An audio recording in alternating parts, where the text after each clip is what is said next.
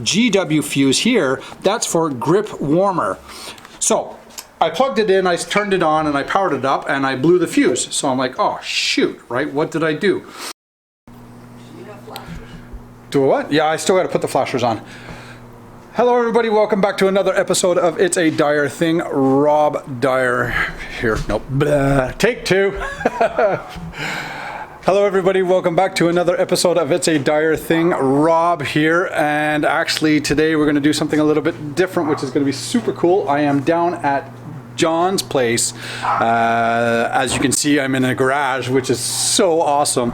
We are going to do hopefully something a little bit different, which is going to be installing the heated grips on the MT09, and at the same time, hopefully we have enough time, we'll do also, oh check them out, we'll also do the heated grips possibly on your Suzuki. Sponsored by? By no, by us. We paid for them. No so, one sponsored it. So I'm going to get Sage here. He's also with us, and hopefully he'll be the cameraman. Before I continue on, as you can take a look here, we got some new swag here. So sit up straight. There we go. We can see you there. See, you hate it when I say swag, right? So it's so outdated. Anyways, some new clothing gear from FXR. Go over to the FXR website. They have both FXR in Canada and in the US as well for you guys.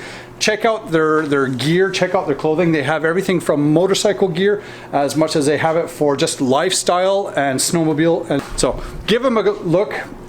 Their gear, their clothing, all the product is absolutely fantastic. Their prices are wicked. And other than that, let's get to it. So.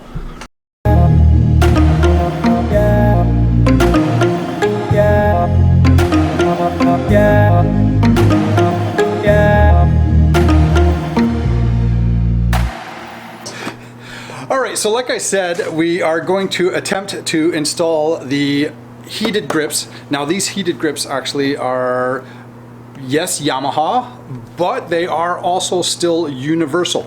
So anything, as long as your bike has 7/8 of an inch, then these grips will install.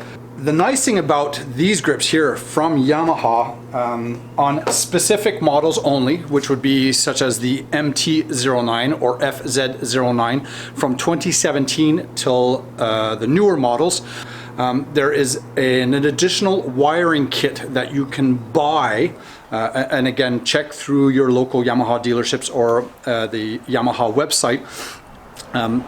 So yeah, you can buy this specific harness kit for the MT09. Why I'm saying that is because these are the actual grips itself, right? So I've got a set in the box, and then I got this set here.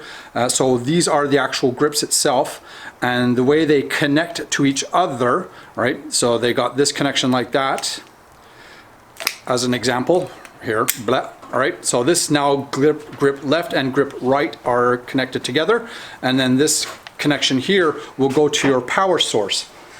If you are running the MT09, this is where this little harness comes in handy, as you can just take this connector, plug it into that, and then this will connect up to the factory harness.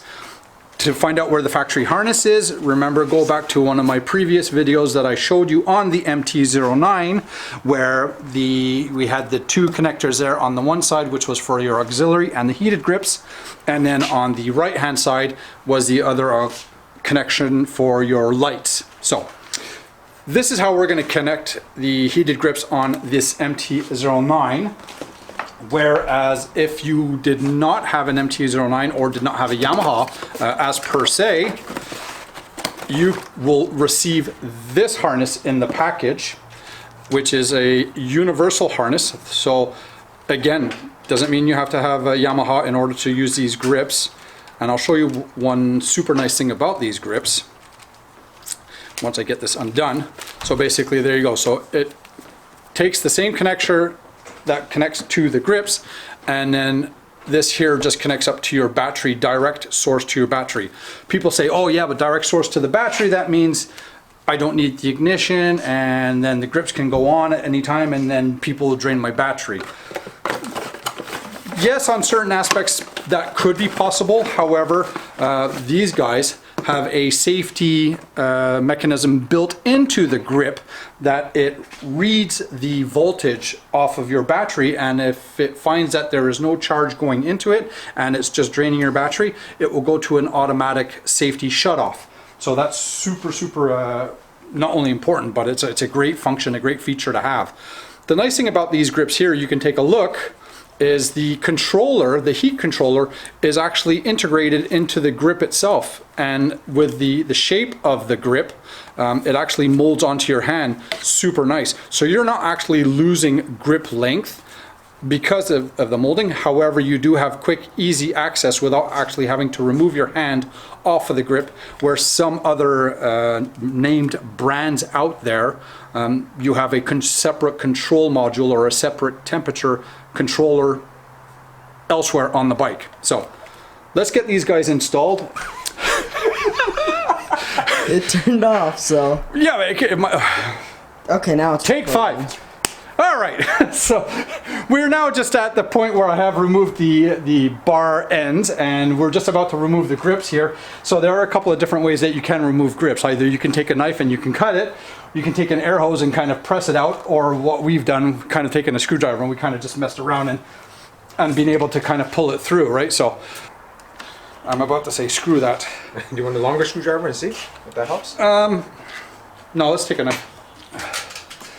So in the meantime, while I'm getting struggling with this grip here, John, why don't you kind of do a little quick walkthrough on his awesome on my Suzuki, Yeah. Gixxer. All right. Okay. So since I got it, I've done a few different things to it. One of the things that I've done was I installed the Shogun frame sliders, and I wanted something that was a little bit longer, so that actually when I'm sitting on the bike and on long highway rides, I'll show you what I mean by it, right? These now become my highway pegs, right?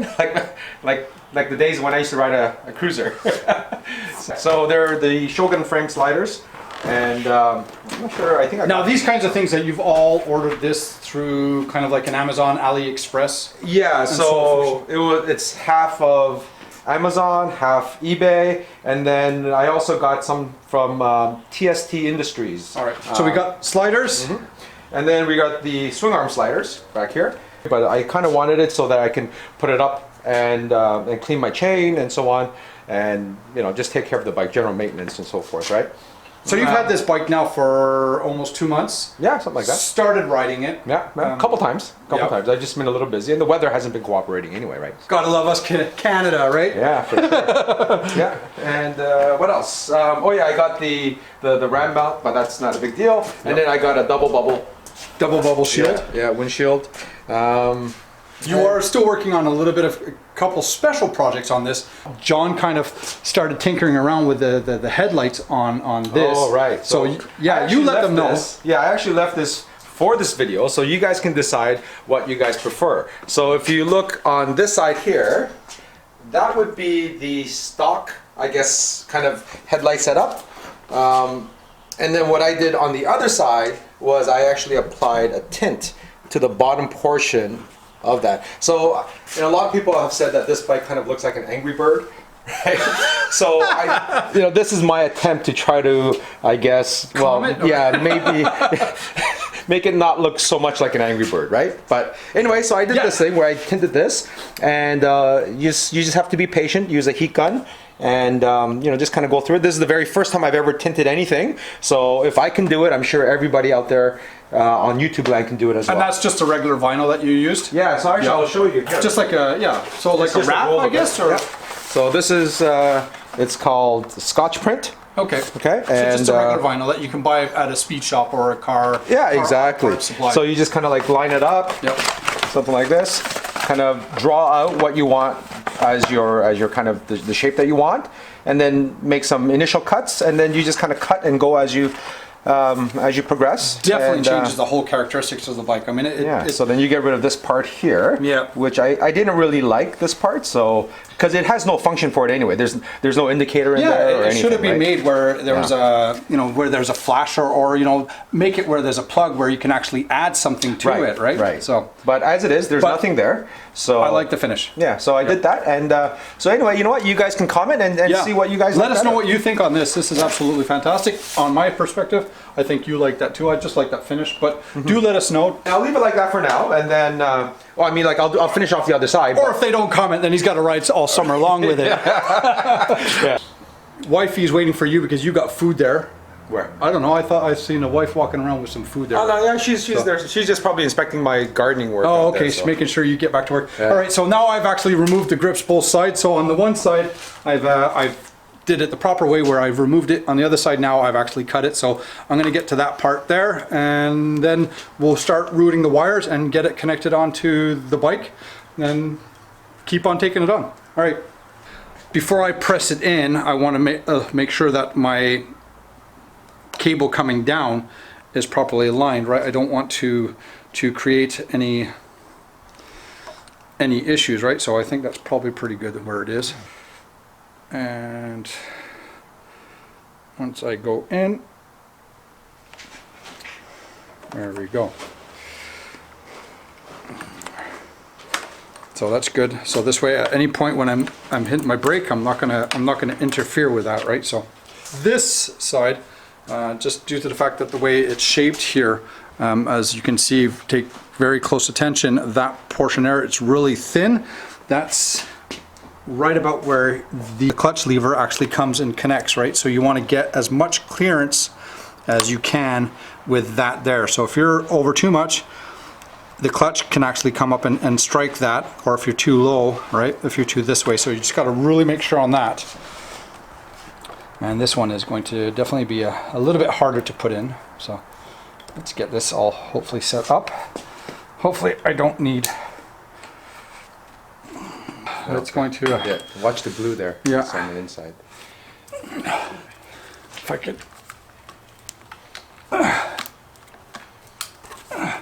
Probably better off doing it like that. Yeah, almost. Does it have to go a little bit more? No, that's pretty much it, Mike. Is it? Got a little. Yeah, I'm going to push it towards you a little bit. Go for it. Yeah. Yeah, make sure that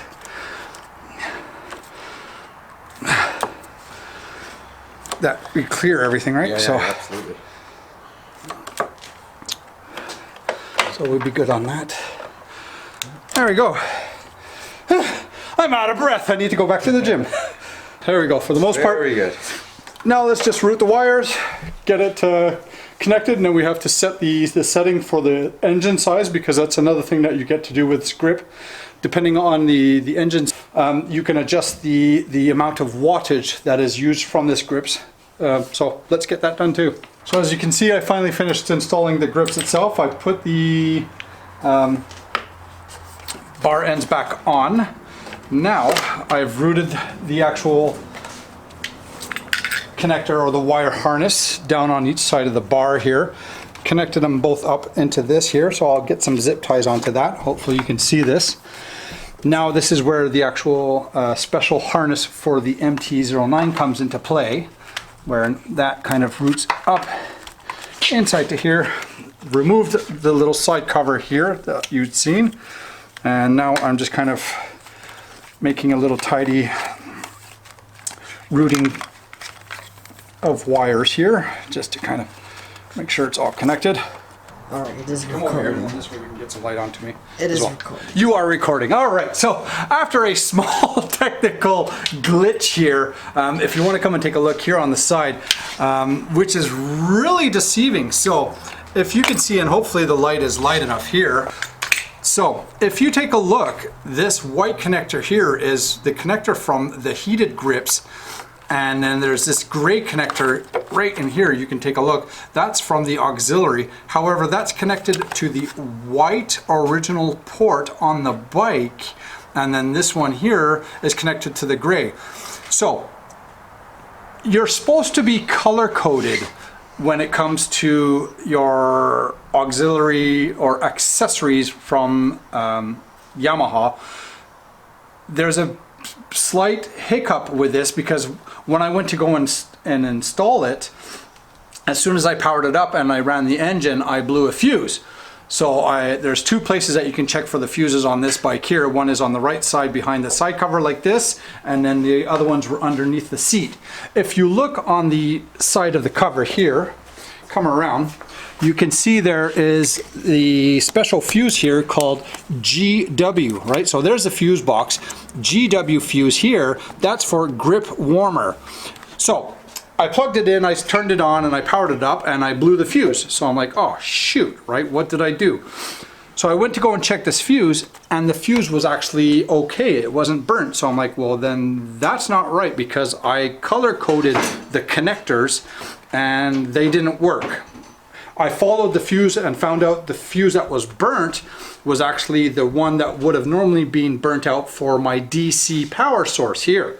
So that just goes to show that these connectors are not actually color coded for the accessories that you buy. So this is a very important note for you guys if you are doing the installs yourself, that the white connector that's coming from your heated grips needs to connect up to the gray factory harness output power, all right? And then any other auxiliary accessories that you may have up here that require power, such as the DC, that will then connect to the white power source output power connector. Anyways, you guys can figure it out, all right? Cool. So we are all done. Everything is functional. Everything is working perfect here. So all you got to do then, like I said, is once you go to set the memory for the engine size, that does come with the installation instructions. So you do see that on how to set it properly. Once that's done, then you just fire it up. You press and hold the power button here, and then that turns your heated grips on all the way. You press it again, brings it down to halfway, down to the bottom way, and off. So pretty much straightforward on how that works. Everything works perfectly fine. So other than that, let's get it all tidied up with some zip ties and we are good to go. So thank you very much for tuning in for this episode of It's a Dyer Thing, and we'll see if we are going to install the same grip here on the Suzuki. Other than that, if you have any comments, suggestions, and feedback, do let us know. Thank you very much for your support. Thank you very much for your subscriptions. Until then, till next time, be safe, have fun, be good. Bye.